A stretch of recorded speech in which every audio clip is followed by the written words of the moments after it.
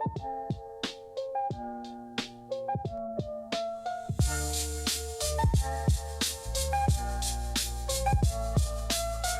a first for the Housing Sector podcast, we were having such a great conversation that we are now splitting it into two. So, Lara, in part one, we spoke about diversity on the boards. We've talked about council culture. We've covered Grenfell, which brings us nicely up to why do you think a sector that is so focused on change and uses all the rhetoric without delivery, what's the hurdle? What is stopping real change from happening? Oh, I think I have an answer to that one. And it's going to be completely contradictory. It's the word professionalism, professionalization. That's Okay. what's that's what's gone wrong. So if you roll back, this is where I'm showing off my LSE 2 years masters, social policy history with Ann Powers comes in useful once in a while. If you roll back the history of what is now the social housing movement, you will find out that we came from the roots of social change. The first social providers were social activists. So if you look at people like Octavia Hill, she wanted to make accommodation decent for people.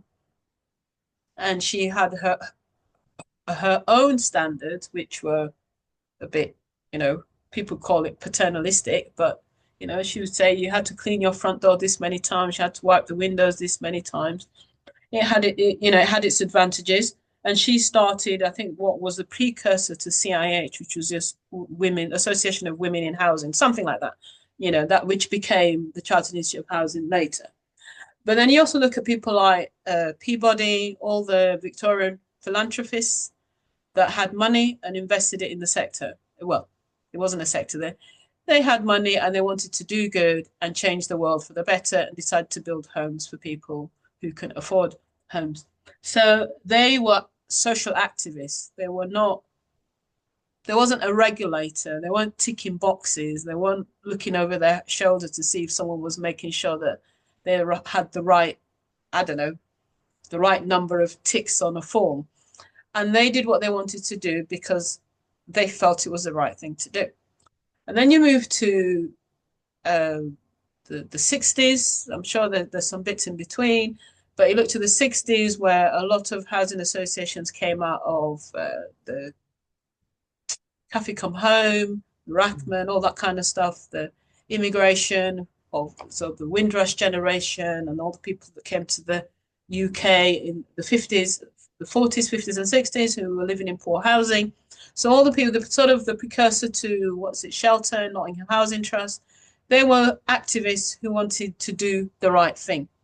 They didn't necessarily have a degree in housing or, they weren't necessarily qualified as accountants or lawyers or finance experts. They were just people who wanted to make the world a better place. And the organizations were run on that basis. Now, if you move forward so many years later, what's happened in the interim is many of these organizations have become ginormous financial entities. And ginormous, I don't know if that's actually a word, but it sounds good. Gigantic and Yep. enormous financial beings. I mean, places for people, God knows, probably 150,000 properties. I don't know. You cannot provide the same service to 150,000 people. No, not 150,000 people, 150,000 properties. So you cannot provide the same sort of local, we know so-and-so's grandma that lived around the corner and they went to this school kind of service if you've got 150,000 plus properties across the country. And a lot of the organizations are now run by finance directors. Many are run by people who haven't worked in the sector. It's just another job in someone's corporate career. Yeah. And then in between the sort of the chief execs and the board, then you've got the leadership teams who are all being told, oh, you've got to tick this spot. We've got the CMS, well, not CMS, the TSMs. We've got this, we've got that. You've got to tick this spot. We've got this evaluation, that review, that, and it's becoming more of having to make sure we do the right thing by the regulator, or do the right thing by our finance company, or do the right thing by whoever else we're indebted to, rather than this is the right thing to do, let's just do it anyway. I'm not saying muddling along is the right way to go, but in the early days, we muddled along. Mm. But we were all there for the right reasons. No one in those days joined a housing association to make a six-figure salary. Whereas people now come to housing associations to earn $250,000 because those jobs exist in the sector. And I think that's one of the reasons. So it means that change for the sake of change, because, how do I put this? To make change, you have to check that all these other boxes are ticked first, and then it makes people scared of making change. So I'll give you an example. Now, you may or may not know my history at Odudua and how I left Odudua, but one of the reasons I fell out with the board is because I wanted to do something differently. And this is just a small example, but then reflect it across the sector. So this was 2013, I believe. We just got a lot of money from the Homes and Community Agency to do empty homes. I don't even remember that empty homes funding in that time. And we got quite a bit of money. I was 45 grand per property to buy homes and do them up, and to get rid of empty homes in London. So we were going to look at, working with dealers like you normally do. We weren't getting anywhere. And I'm like, we've got this money. We can't spend it. We need to do something different. And I said, you know what? Let's go to auctions. Let's go to auctions and buy property at auction. In those days, housing associations were not buying properties from auctions. They were selling, but they were not buying at auction. So I spoke with the chair and I said, look, this money is sitting there. We're not spending it. We need to buy property. By the time we get to the end of the deal, the property is so expensive, it's not worth it. Why don't we go to auction? So me and the chair went to auction, and we bought 2 properties at auction. They were heavily discounted, and it was just such a brilliant deal. But I ended up in trouble with the board, the rest of the board, who said, well, we don't have a policy for going to auction. That's an irregular practice. And we were accused of fraud. Okay. And that's part of how my suspension came around, because the traditional members on the board said, oh, you can't go to auction. No one goes to auction. It's not what the sector does. And I remember one board member, whose name starts with Leslie, said to me, well, you're behaving like you think you're in the private sector. And I'm thinking, well, there's nothing wrong with that. No. This is government money. It's meant to buy homes. I'm getting homes at a discount. Why is that a problem? I said, well, you can't be behaving like you think you're in the private sector. You got to do things the way they're done. And I'm like, but this is a good thing. Okay. Now, okay, I got suspended, yada, yada, yada. They called the auditors in. At the end of the investigation, we took a couple of months. And by that time, I'd been on suspension for ages. They wrote a report to say that the deal was a really good deal. It was 20% below market value. In terms of its long-term impact on the organization, it was a really good deal. Lara made no personal profit out of this, and neither did the chair. And the finder's fee that you're all jumping up and down is a standard fee in the sector to give to someone who finds property at an auction. So it's all fine. Okay. But the point, do you see how that story works out? Yeah. But the point was, everybody was scared because I'd done something that no one had done before. I mean, I think now more housing associations. I hope so. I don't know. I've not run a housing association since then. But at the time, you only found the big organizations selling at auction. That was it. But no one ever bought. No social landlord bought at auction. That wasn't the done thing. Yeah. Okay. So the point I'm making is, if you have to work within sort of established rules and regulations, it's then very difficult to bring in change. And one of the things the sector, I think the sector is guilty of, is always being a late adopter. We always come to the party when everybody else has taken all, the innovative ideas are now standard. I mean, look at, everybody's now running around talking about AI. And I've been saying to the sector, we need to be thinking about, I was talking about this 2-3 years ago, to say, we need to think about how we're going to use it. What, if we're going to have any internal policies, are we going to say you can use this, but you can't do that? Or it's just going to be a free-for-all? I said it's a conversation that needs to be had, because there are confidentiality issues. But on how can I put this? My overall comment is it's a great thing. It's just another tool, but we just need to know how to use it. But now everybody's talking about AI. Yeah, I've been talking about, I've been using AI since before COVID. Do you know Yeah. what I mean? It's Yeah. coming. I was like, trust me, folks, it is coming. And then ChatGPT came out, and it was like, wow. I mean, a lot of people don't realize that Grammarly, Grammarly, Yeah. Yeah. Stopped using it that's once ChatGPT came out. that's the baby. That was just a Yeah. smaller version of AI. And I'm like, these things are there. They're there. We've had commercial companies that have been using chatbots. Yeah. It's all AI, but it was all there. But until ChatGPT came, everybody's now running around going, we've not got a policy. What can we, are we going to let people use what's the Chrome one? Oh, Copilot. yeah. Copilot. That's Microsoft. Yeah. The Yeah, Google yeah. Should we one. Yeah. use Copilot or ChatGPT, or are we allowed to use DeepSeek or whatever? I'm just like, yeah, whatever. And I'm saying to people, trust me, the kids are already using it. Anyone under the age of 30 is using it for their day-to-day activity. You can't outlaw it. Because I was working with an organization recently that said, we're going to ban it. I'm like, good luck with that. Yeah. Yeah. This happens. It's already happened. It's out there. You It's can't not, stop it. you can't stop it. All you can do is try to manage how it's used and what it's used for, but you cannot stop people using it. We've all got our own phones. You can put whatever you want on there. You can't stop people using it. So the sector is always generally behind. And I think we're very risk averse sector in terms of those kind of technological and also ideological approaches to things. The point you said there about him going, oh, you're acting like you're in the private sector. I think that's part of the big problem. People go, oh, we're not for profit. We're not accountable. We don't have to explain anything. We just carry on. I think that's the Yeah, problem. The private sector do it because they have to respond to their they have to board make members and money. say, we've made money and or They we've they lost money. They're they've accountable got for it. shareholders to be accountable to, and if they Yeah. don't make money, they've got to say why. Yeah, and Yeah, yet there doesn't seem to be any oversight with the boards or no, I'm in a bit of trouble at the minute for a last post I made about the CEO of my own housing association, which got huge traffic spikes, and now they're crawling all over my website. And you think, well, hang on a minute, I've said something that you must all be thinking. Why are these failures allowed and permitted? Why is she not being held accountable for any of them? mm, mm. Because it's run for not for profit. And we're not. Yeah, I guess if you had shareholders to be responsible to, and they want their dividends, we would behave differently. But as a Yeah. shared owner, I am a shared You holder are a because I shared. have an investment. Yeah, sorry, babes. Your definition of shared and their definition of shared are this a It's different not the thing. same thing. Well, hang on a minute. I have an investment in this property. Yeah, Ergo, I'm a shareholder to a certain degree, but yeah, we're not given any of the powers.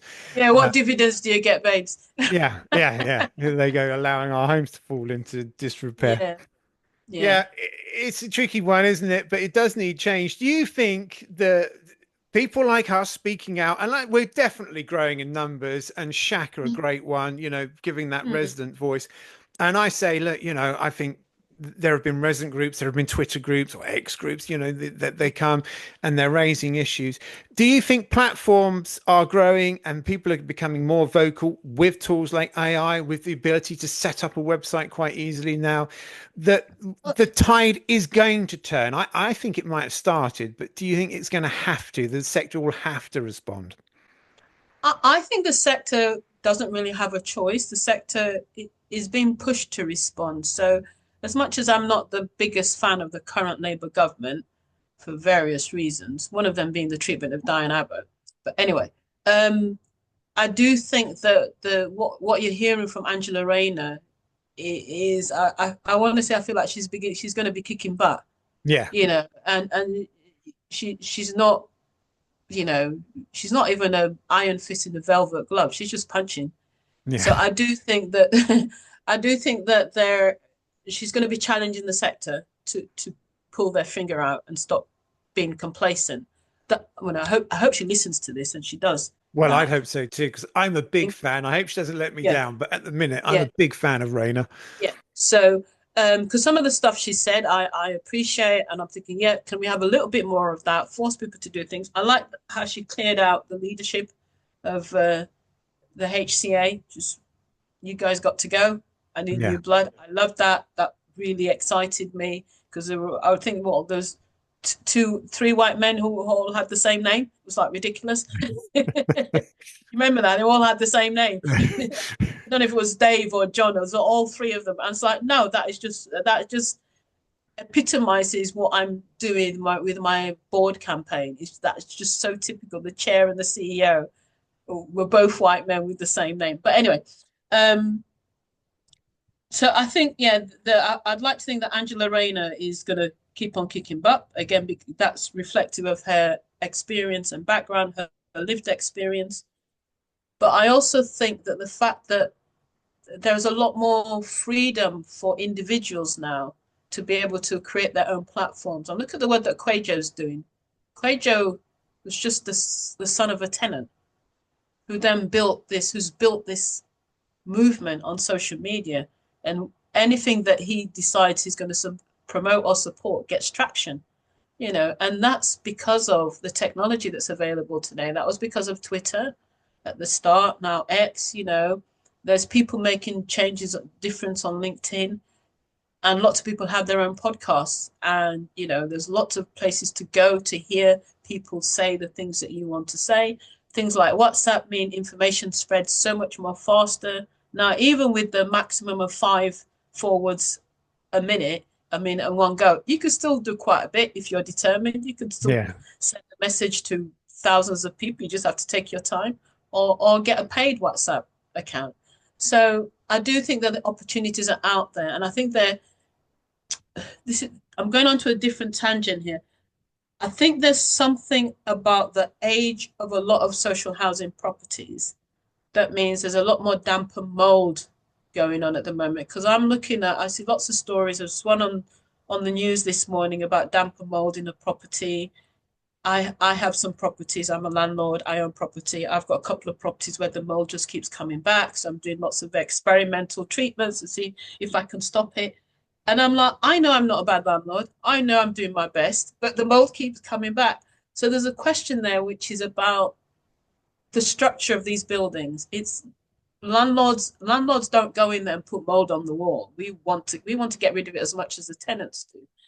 And there's issues with the structure of the building, the culture of British life. And, like it's cold outside, we want it warm inside, but we want it cold inside so we can ventilate. And those kind of little nuances that mean that a lot more people that normally would not have raised their voice are now raising their voice. And I think that means landlords as a whole, both private and social, and the people in positions of power are going to have to start to listen. I'm not sure if I've joined those dots together. Yes, you have. You have. Yeah. There are more of us now. And as you say, you and I have both been sort of banned, if you like, from speaking at different events. And yet I said when I started this podcast, well, if you're not going to let me appear on your stage, I'll build my own. Yeah. And this is what we're doing here. And we're getting the message out slowly but surely. Yeah. With Kwajo, I kind of think he's become a bit of another sort of tick box exercise. The CEOs love him. They go on there, they get told off. He appears on the news bulletin. They get their picture taken with him, and it's kind of like, okay, we've done that. We've been through our punishment, and now we're sort of free of. He does get stuff done.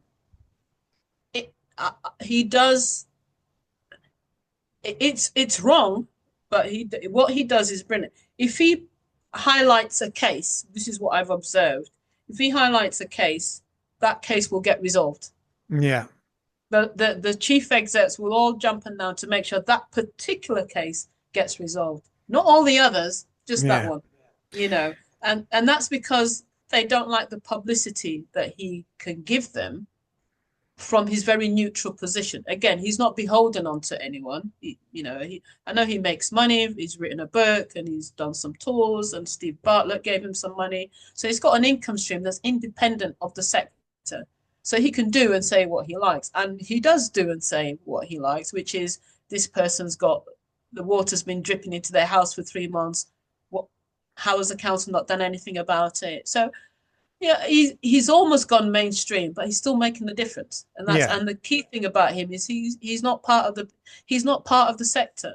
I mean, there are occasions where I look at his tweets and go, yeah, you don't quite understand how this works, but actually it doesn't matter that you don't understand because the point you're making is very valid. Mm. I mean, one of the problems I sometimes feel I have is because I run a housing association, I've worked in the sector for so long, I know half the explanations they're going to give before I even ask the question. I know what they're going to say. You know, I understand the reasons why, even though I'm frustrated by the reasons why.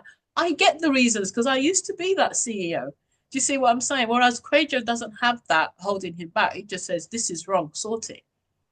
See, I And it don't is wrong. understand. This was never my sector. I started by complaining about my own landlord, and here I am today still complaining about. So I always say this is not my sector. So what is going Mm. wrong? And speaking to people like yourself is how I better educate myself and Yeah. I mean, doing the podcast. it's the only sector, it's the only career that I have.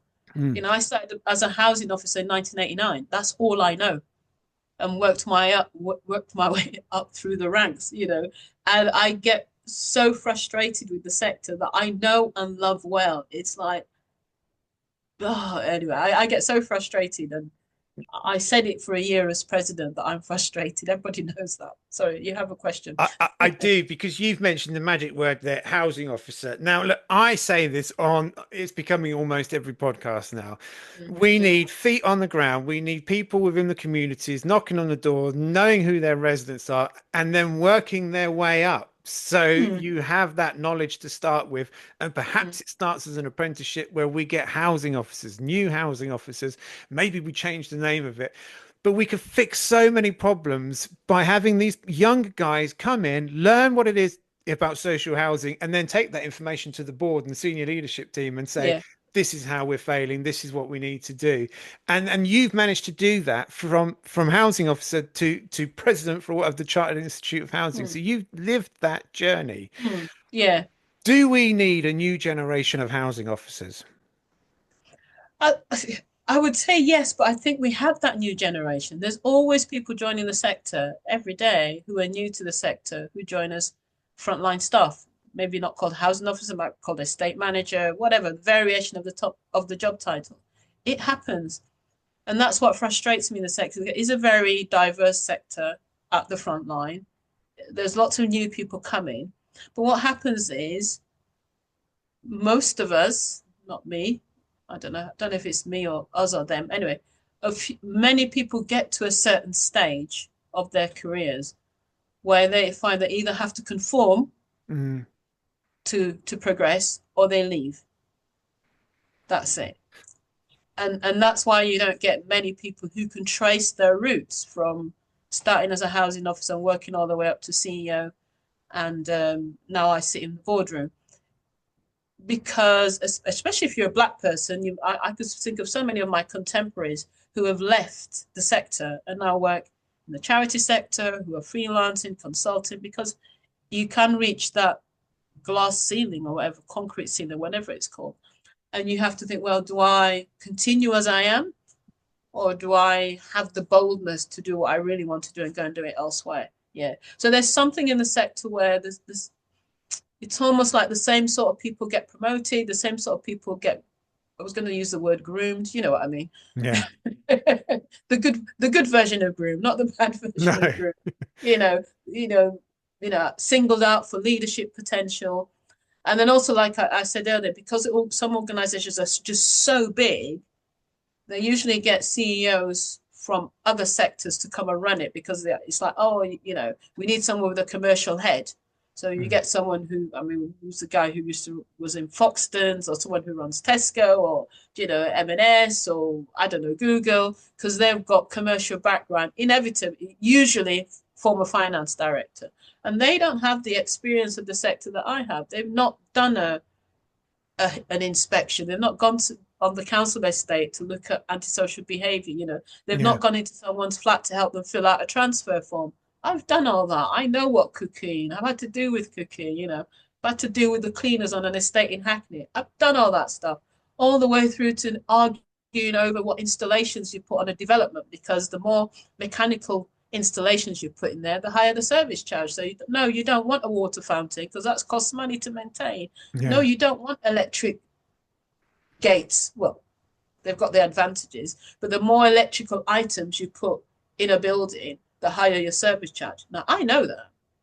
Now, I don't know if the former finance director of Round Inc. Incorporated knows that. Yeah. You see what I'm saying? And do they understand all our different rents? Who understands all our different rents? We've got like 6 different kinds of rents. Yeah. That's Yeah. another minefield we'll try and avoid today. Yeah, okay. There's so many different variations on rent. So yeah. So I can't remember what the question was. Yeah, the younger generation. I feel that it's already there. Every year we've got new people coming, and Ellie, the current president of the CIH, her campaign is about, I think it's called Choosing Housing, encouraging young people to choose housing as a career rather than fall into it. Because you find a lot of people of my generation say they fell into it, whereas I'm one of the few that chose it. Yeah. I chose to work in social housing. I actually went to the LSE to study it because I wanted to work in social housing. So Ellie's campaign is a good one. I'm hoping it will make a difference. And she's going out there, going to schools and universities and saying, we want more young people to think of housing as a career. My challenge to the sector is, will those people still be in the sector 20 years from now? Yeah, I think there's a lot of fatigue. Will you have beaten the innovation out of them by then? Yeah. Or will have gone and worked elsewhere? Part of the problem is the bigger these organizations become, the less focused on the local. We don't have any local representation here, and I think that's missing out. And that's as they become bigger. And you're absolutely, I think fatigue sets in. You can go and make more money somewhere else, putting up with a lot less nonsense. Absolutely, yeah, and make a difference. Yeah. So you find a lot of former housing people work with small charities now, where they can actually make an impact. Yeah. There's a limit to how long you can go on saying we're going to fix that, and not be fatigued by it all. Okay, well maybe I can get Ellie on here. Do you think she'll come on the Housing Sector podcast? I don't know. I'm not sure. I don't. You know, the worst you can do is ask, and the worst thing she can say is no, and Absolutely. Life goes on. I always say that to people: just ask, and if they say no, life goes. As long as they're not chopping your head off or chopping your hand off, all they said is no, and your life continues. So yeah, rejection is part of life. Absolutely. And I found I got guests sort of quite often emailing me now. I'd like to come on and talk, which is brilliant. We've really turned a corner here. So it's nice. And people like yourself help that. So thank you very much indeed for coming. You're welcome. You're welcome. I love chatting I love the sector, and I love talk. As much as I'm frustrated by it, I love the sector because it's served me well in quite a few ways. We've had our big fights, we've had our falling out, but it's my sector. I love it, and I will always love it, even if I'm a bit exasperated and frustrated by it. And I think that's a point that a lot of people miss. It's so passionate and emotive because there are homes. You know, we're not talking about a mobile phone that let me down for 6 months, you know, or a car that I wasn't able to start. We are talking about a home where I live, where we educate our children, you know, our communities. So it is emotive. And that's why I think, you know, people like myself and perhaps you can become passionately over vocal, but it's in a good cause. So thank you very much indeed, Lara. You're welcome, Ben. Thank you so much for having me. And congratulations for being our first two-parter. I got so much to say, and maybe I'll come back again in a year. Let's see if anything's changed. I'll hold you to that. Let's see if we can list all the benefits that Angela Rayner has brought to the sector in a year's time. Wouldn't that be great? Maybe we can get you and Angela Rayner on. Wouldn't that be fantastic? Be so brilliant. I'm going to have to grow my audience before we reach that, but yeah. Yeah, absolutely. Right. Okay, good luck to you. Thanks very much. Thank you so much. Take care. Bye.